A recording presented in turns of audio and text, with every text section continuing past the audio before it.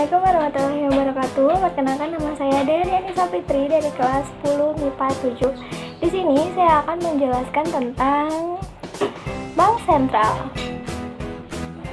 Sebelum membahas mengenai Bank Sentral, ada baiknya kita mengetahui pengertian dari bank terlebih dahulu.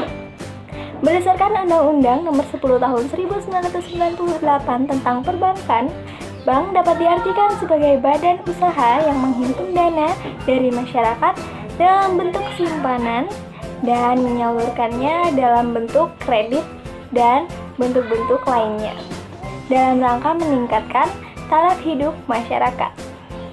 Secara khusus, Bank Sentral adalah suatu lembaga yang melaksanakan kebijakan publik melalui sektor perbankan guna memengaruhi variabel ekonomi. Pada awal perkembangannya, fungsi bank sentral adalah untuk bertindak sebagai banker dari sistem perbankan, sehingga lembaga ini dapat memberikan pinjaman jangka pendek kepada perbankan untuk menutupi kebutuhan dananya.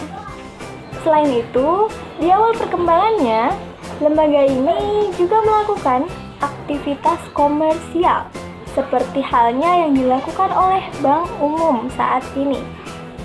Dalam perkembangannya, tujuan utama adalah untuk mempertahankan stabilitas sistem moneter dan sistem pembayaran.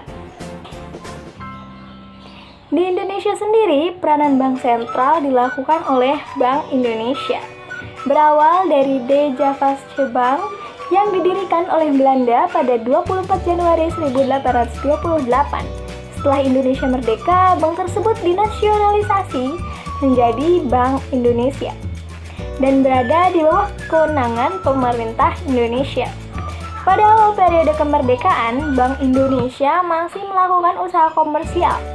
Namun dalam perkembangannya, usaha tersebut dihentikan. Apalagi semenjak krisis moneter yang dialami Indonesia pada tahun 1997 sampai 1998.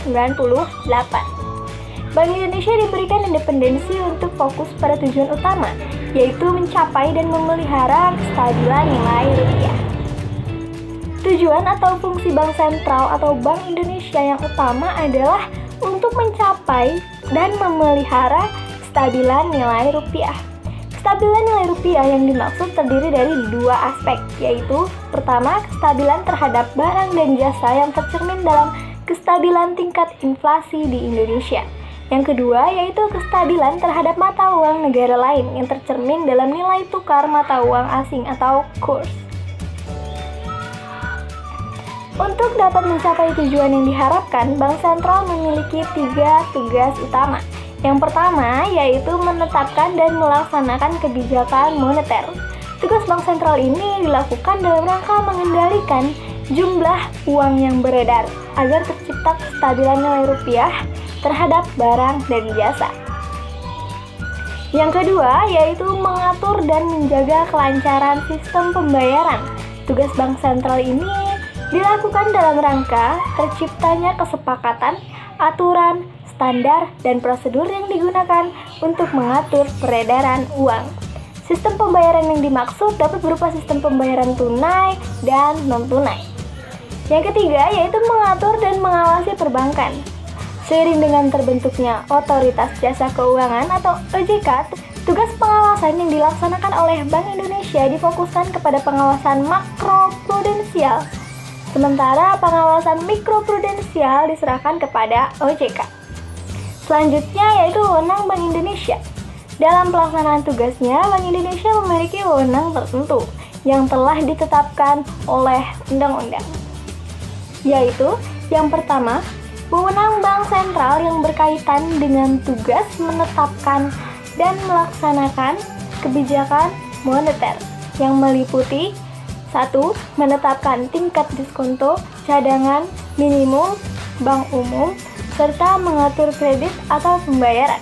Yang kedua, menetapkan sasaran moneter dengan memperhatikan sasaran laju inflasi. Yang ketiga, melakukan pengendalian moneter dengan tidak terbatas pada operasi pasar terbuka di pasar uang. baik dalam bentuk mata uang rupiah maupun valuta asing. Lalu yang kedua yaitu wewenang yang berkaitan dengan mengatur dan menjaga kelancaran sistem pembayaran, yang meliputi yaitu 1. Menetapkan penggunaan alat atau instrumen pembayaran. Yang kedua, melaksanakan dan memberikan persetujuan dan izin atas penyelenggaraan jasa sistem pembayaran. Yang ketiga, yaitu mewajibkan penyelenggara jasa sistem pembayaran untuk menyampaikan laporan kegiatan. Nah, wewenang yang ketiga yaitu Bank Sentral. Wewenang yang ketiga yaitu wewenang Bank Sentral yang berkaitan dengan tugas mengatur dan mengawasi bank, yang meliputi 1. Mengenakan sanksi terhadap bank sesuai dengan peraturan perundang-undangan. 2. Menetapkan peraturan. 3. Memberikan dan mencabut izin atas kelembagaan dan kegiatan usaha tertentu dari bank. Yang keempat, mengawasi bank, baik secara individual maupun sebagai sistem perbankan. Dewan Gubernur Bank Indonesia dalam pelaksanaannya, tugas dan wewenangnya, Bank Indonesia dipimpin oleh Dewan Gubernur yang terdiri dari seorang gubernur sebagai pemimpin, dibantu oleh seorang deputi gubernur senior sebagai wakilnya, serta sekurang-kurangnya 4 atau sebanyak-banyaknya 7 deputi gubernur. Masa jabatan yang berlaku bagi Dewan Gubernur adalah 5 tahun dan dapat diangkat kembali untuk jabatan yang sama sebanyak-banyaknya 1 kali masa jabatan berikutnya. Saya rasa sekian dari saya. Kurang dan lebihnya mohon dimaafkan. Wassalamualaikum warahmatullahi wabarakatuh. Semoga bermanfaat.